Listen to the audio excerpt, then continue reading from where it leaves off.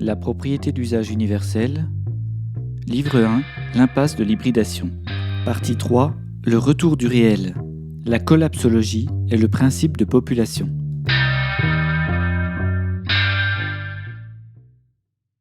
La collapsologie, comme science de l'effondrement, entend analyser les chiffres d'évolution de la société pour écrire et proposer des scénarios de collapse, c'est-à-dire de chute brutale de la population et du niveau de vie, après une croissance exponentielle. Le raisonnement basé sur le principe de population de Malthus, le rapport Meadows, puis d'autres modèles mathématiques plus récents, nous indique comment une population ayant tendance à croître de manière exponentielle dans un monde de ressources à croissance arithmétique va à son effondrement. Pour les non-initiés, une exponentielle correspond simplement au doublement régulier d'une quantité. 1, 2, 4, 8, 16, 32. L'exemple le plus connu étant celui de l'échiquier de Sissa, né de la légende suivante. Un servant indien inventa à son roi le jeu d'échecs pour le distraire. Les rois s'ennuient, chose bien connue. Pour le remercier, le roi lui proposa de choisir sa récompense. Le servant, malin, proposa de déposer un grain de blé sur la première case de l'échiquier, 2 sur la suivante, et de doubler le nombre de grains à chaque case. Le roi, méconnaissant les suites géométriques, accepta, amusé par la modestie apparente de la compensation. Sa surprise fut grande de constater que, si on applique la loi de l'exponentielle 64 fois, soit le nombre de cases de l'échiquier, on obtient plus de blé que l'un n'en produira jamais.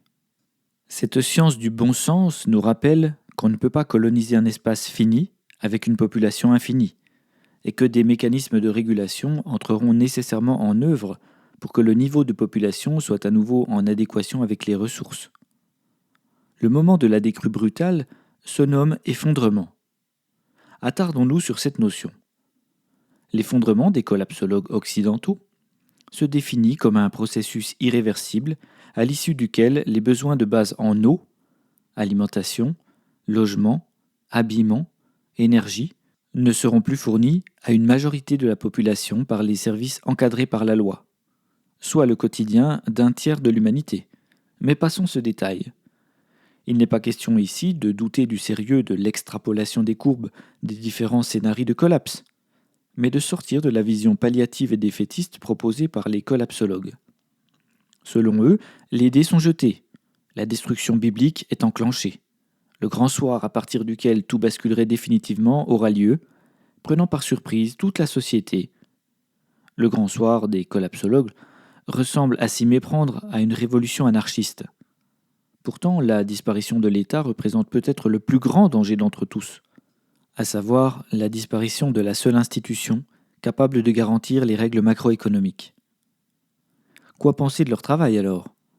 Les phénomènes d'effondrement d'exponentielle sont légion dans la nature, puisque la compétition de la reproduction sur l'accès aux ressources conditionne la survie, et que la fécondité est partout supérieure à la quantité de ressources disponibles. Nous sommes tous proies et prédateurs, affamés et alléchants. Il faut se nourrir pour vivre, se reproduire pour survivre.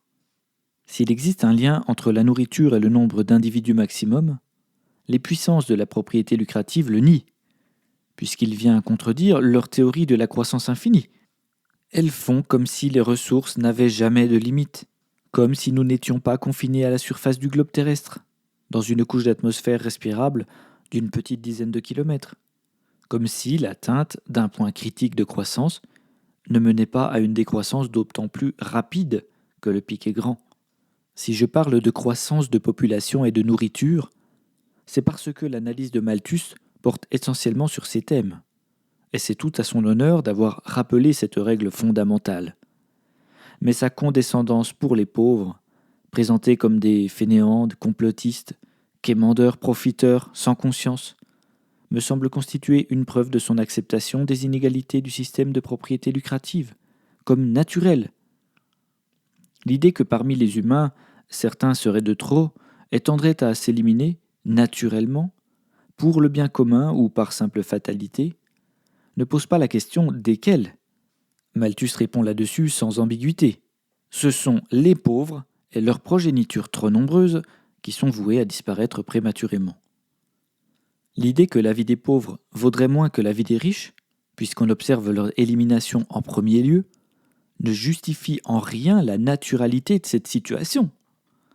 En effet, si la pauvreté est une conséquence, que la richesse aussi, alors on ne s'étonnera pas que la règle instituée provoque l'élimination des individus affaiblis par elle-même. Voilà pourquoi, au-delà de la morale, on ne peut plus accepter le raisonnement malthusien comme recevable sur ce point. Si les pauvres meurent, c'est qu'on organise leur faiblesse, ou vice-versa, qu'on organise la force des dominants. Après tout, rien ne justifie que les riches ne doivent pas se sacrifier pour laisser la place de trop par rapport aux ressources disponibles, offrir le couvert manquant. On sait bien que c'est sa position sociale qui lui sauve la vie, que l'abus de la propriété lucrative offre toutes les sécurités, et pour cause, en détournant le travail du pauvre, le propriétaire lucratif se renforce et le fragilise. Dans ces conditions, rien d'étonnant à ce que l'un survive et l'autre meure. Puisqu'il semble évident pour Malthus que les pauvres représentent la seule variable d'ajustement des populations, gare au dérapage génocidaire ou eugéniste, car, pour ces questions, on pourrait toujours écrire des règles de désignation de qui doit mourir, qui peut se reproduire, qui mérite de vivre, et laisser ainsi éclore les fondements du fascisme. N'oublions jamais la religion de Malthus, prêtre anglican, endoctriné par les fables de la présence pneumatique, de la consubstantiation, et sa tendance à magnifier un au-delà hypothétique, c'est-à-dire de glorifier le salut dans la mort, l'Apocalypse. Lorsqu'il désigne l'homme de trop, celui qui provoquera l'effondrement par la culpabilité de sa naissance, il dit « Au grand banquet de la nature, il n'y a point de couvert pour lui. » Mais au lieu de compter les couverts, nous pourrions peut-être harmoniser la taille des assiettes. Pour tout ingénieur digne de bon sens, capable de comprendre qu'une règle de 3 vaut parfois mieux qu'un modèle complexe, qui nous dit ce qu'on veut entendre, il doit être évident qu'en consommant les ressources fossiles au rythme actuel, nous augmentons le risque d'une déconvenue future. C'est d'autant plus vital que l'on tombe d'aussi haut qu'on grimpe. Entre parenthèses, rappelons tout de même que le bruxellois Pierre-François Verhulst inventa en 1838 un modèle non exponentiel d'évolution des populations.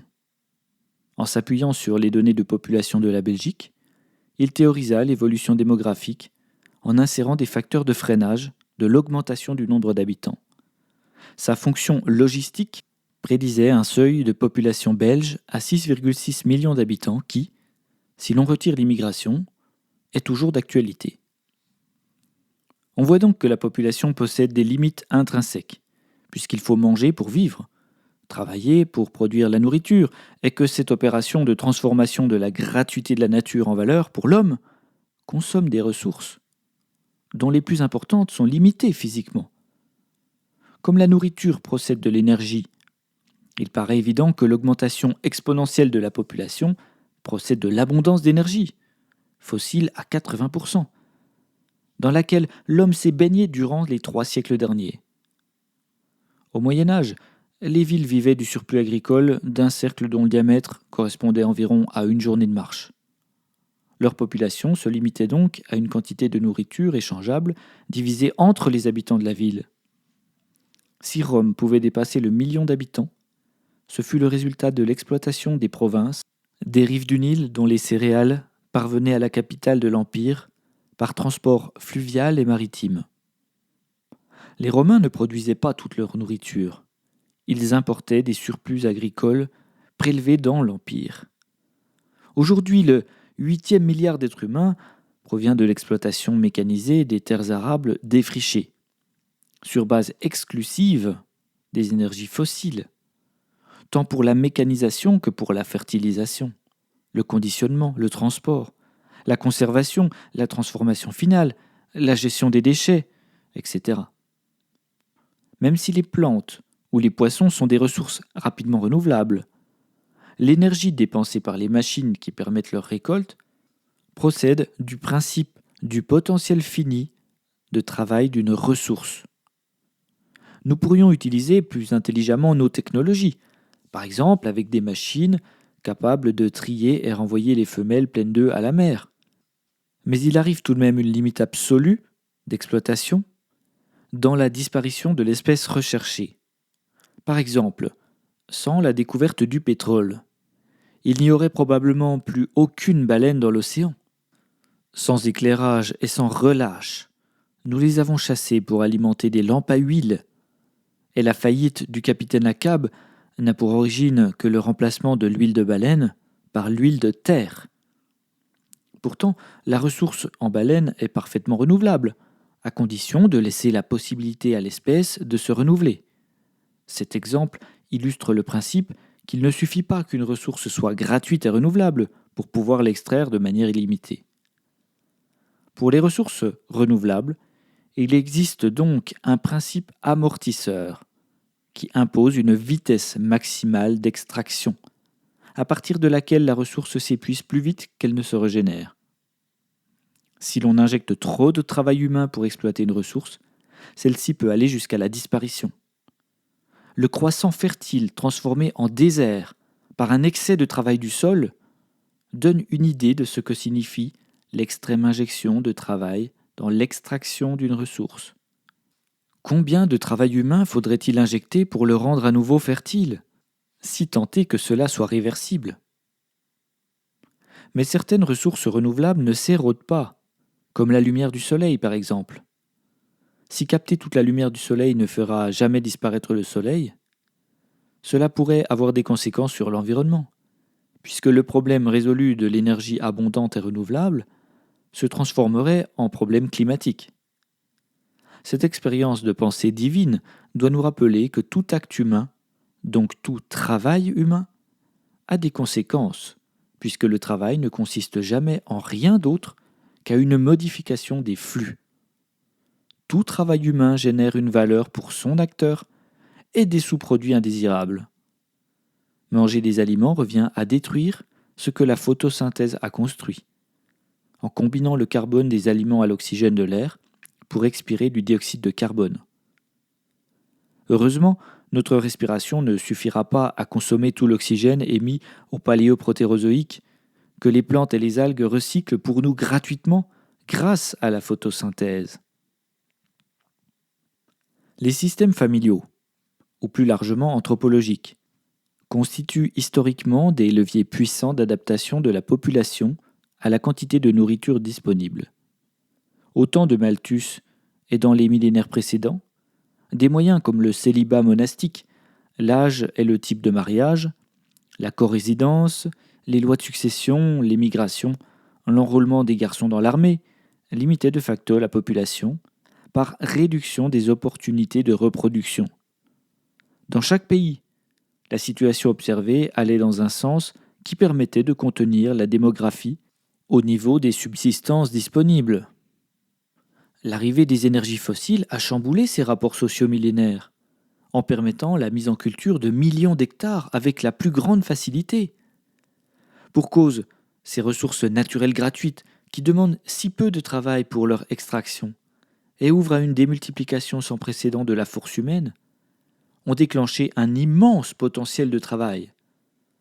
On ne s'étonnera pas, dans ces conditions, que la population se soit adaptée à la quantité de nourriture qu'on pouvait produire, et que les schémas ancestraux de la limitation de la population aient explosé les uns après les autres.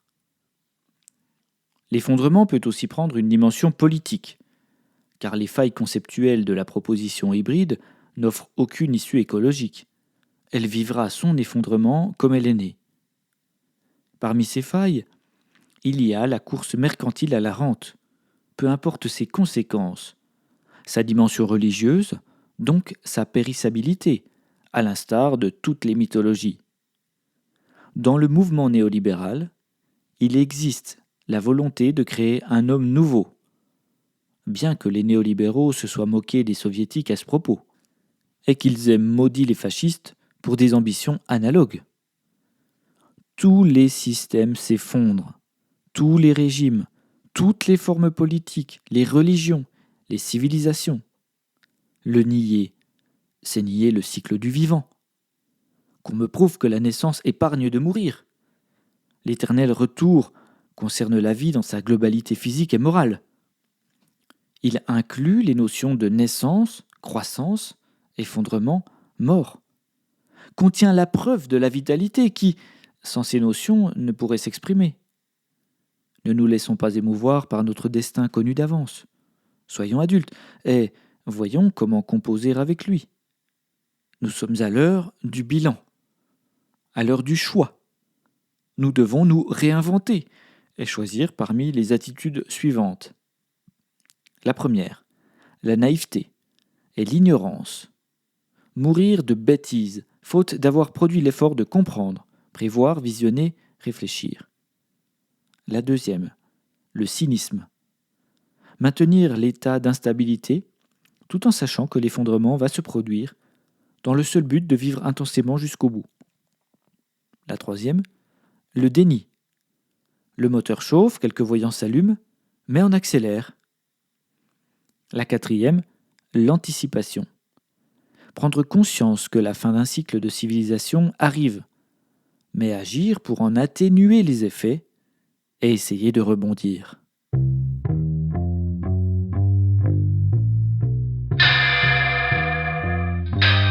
Retrouvez le texte intégral sur lapropriétédusage.com.